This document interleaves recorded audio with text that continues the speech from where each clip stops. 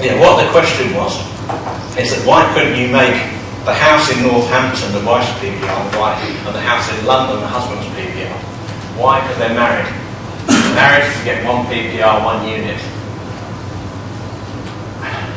Without wishing to suggest this whatsoever, divorced, then you get two PPRs, but you can't just do it for tax. But if you are married, you're one unit. It's got pluses and minuses. The minuses for capital gains tax, one unit, one PPR. The plus for inheritance tax, transfers between spouse upon death, exempt. So we've got some clients who stayed, will have married and cohabit, but unfortunately upon death they can't use the statutory exemption. So pay the money, take the choice. Now we've got, you should have a case here called no actual occupation. No actual occupation was Mr. Lowry. Mr. Lowry reminds me a bit of that Christmas card actually. Made redundant, got divorced. Just when he thinks times are at the worst possible ever, he got a revenue inquiry. And he got a revenue inquiry. It's called PPR relief, no actual occupation. At the top left, the bottom is called David Lowry. So what happens is he got a revenue inquiry. Now, what you've got to be very careful of is that people may go in this thinking that they can make a capital gain and not pay tax. What is the worst that could happen, or the worst is that could happen, is they think you pay capital gains tax. That is not the worst, I can tell you. The worst, and I think it's in this case, where the revenue said, I think you're conducting an inventory in the nature of trade. Great words. What is the inventory in the nature of trade? Business. Business. You run a business now, you get taxed at the highest rate of income. If your highest rate of income is you earn over 150 grand, that's 50% tax on your profit.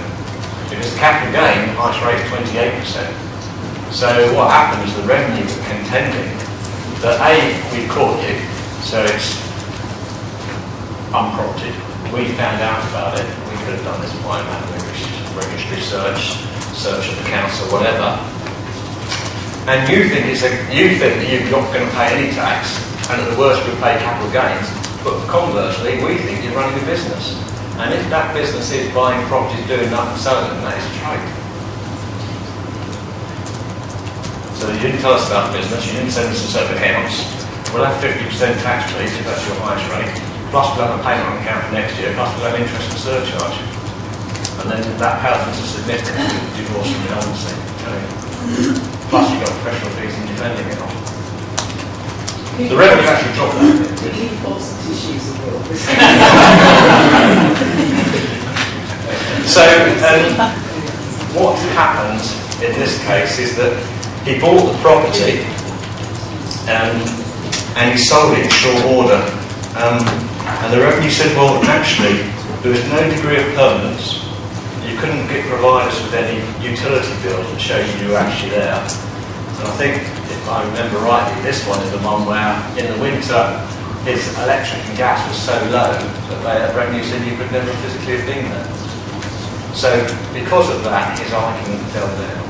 And fortunately, the revenue withdrew the inventory in the nature of trade suggestion. So it was just capital gains tax. But a lot of people try on PPR reliefs and they think they'll get away with it, and it's not always possible. You've got another one here, beneficial v legal ownership of property. This is a good one. You can find it. Right, beneficial v legal ownership. Let's give you a scenario.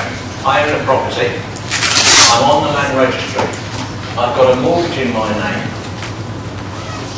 I've got all the papers for the property in my name. Do I own it? a yes or a no? Yes. Do you get that bit? Yes. Anyone else? No.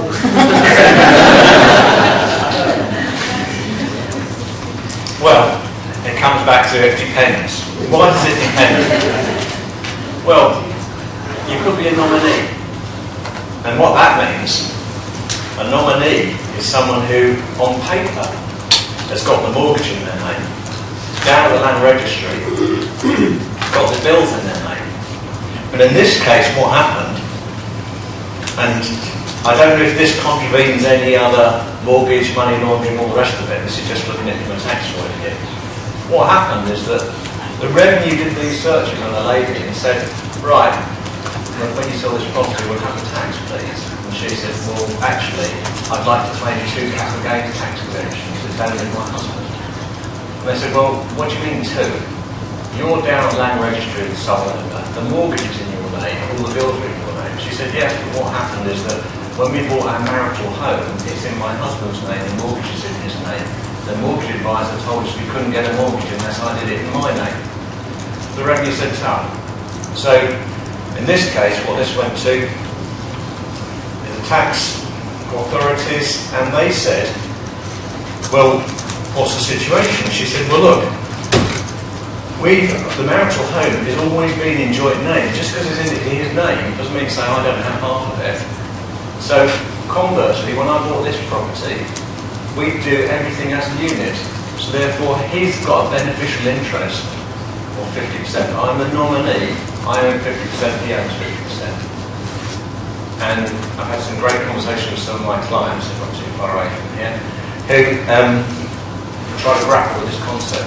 Quite common for something like shares. If you have shares in the stock market, chances are if you've got shares in ICI, look on the share registry, your name probably won't be there.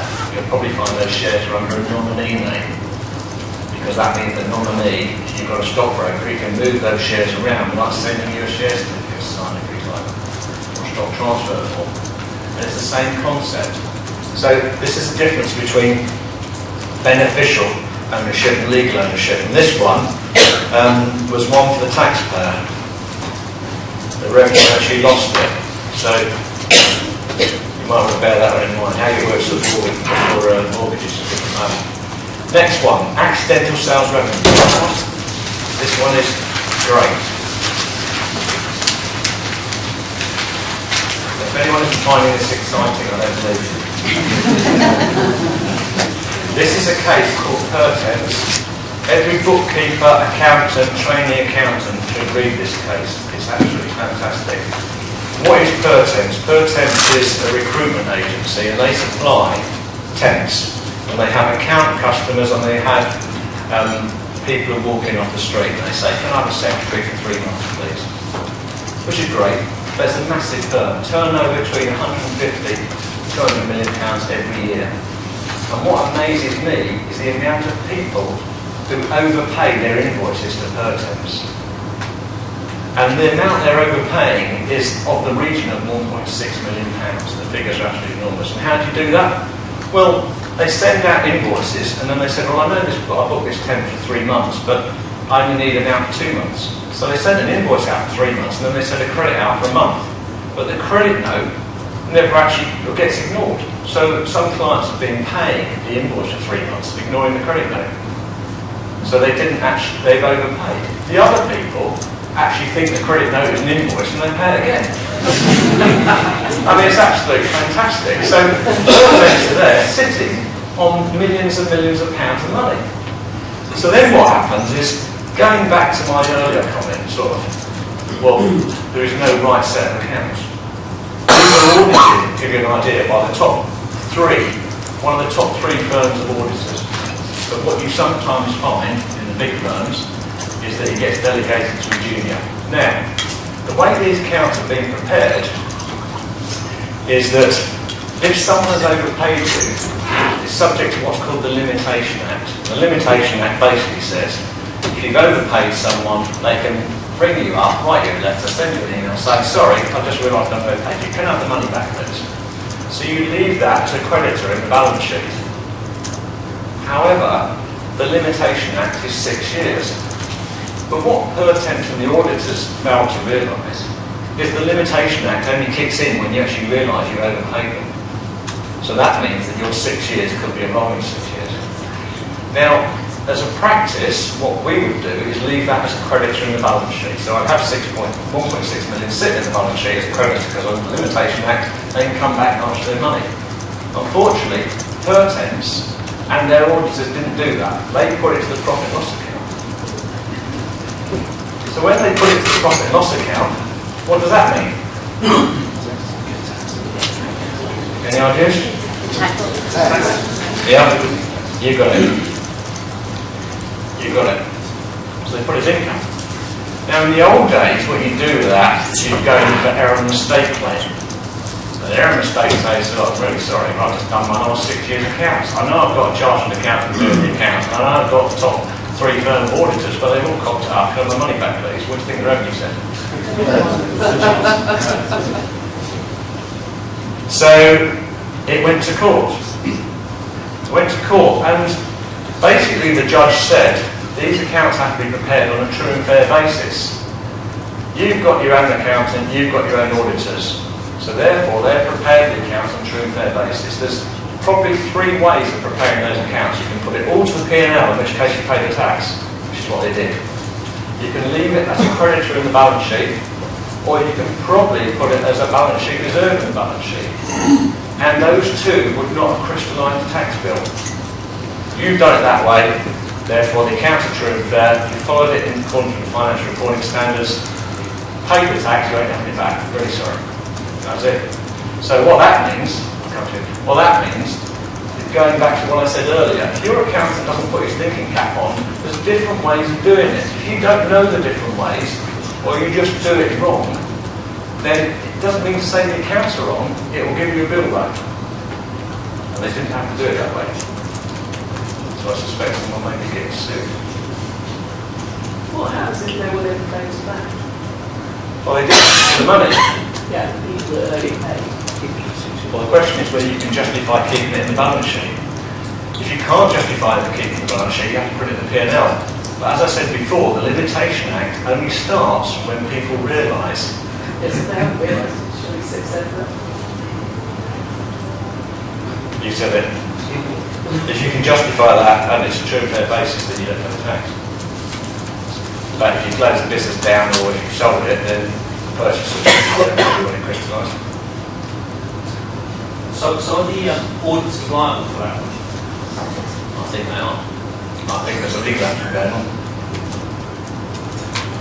Obviously, you'd have to look at their letter of engagement, and they'd probably be looking at it as well.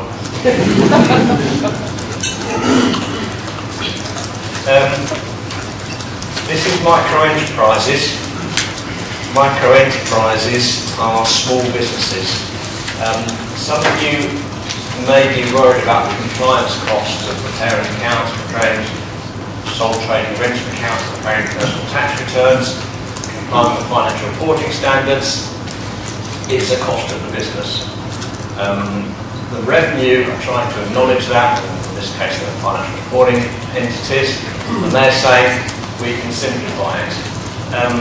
The trouble is, what they're saying is that we may not use the accruals basis. But what is an accrual? An accrual is a way of accruing costs. So what you might want to do is you might want not to elect for that, because if you can accrue costs, that means that your taxable profit's gone down, you pay less tax.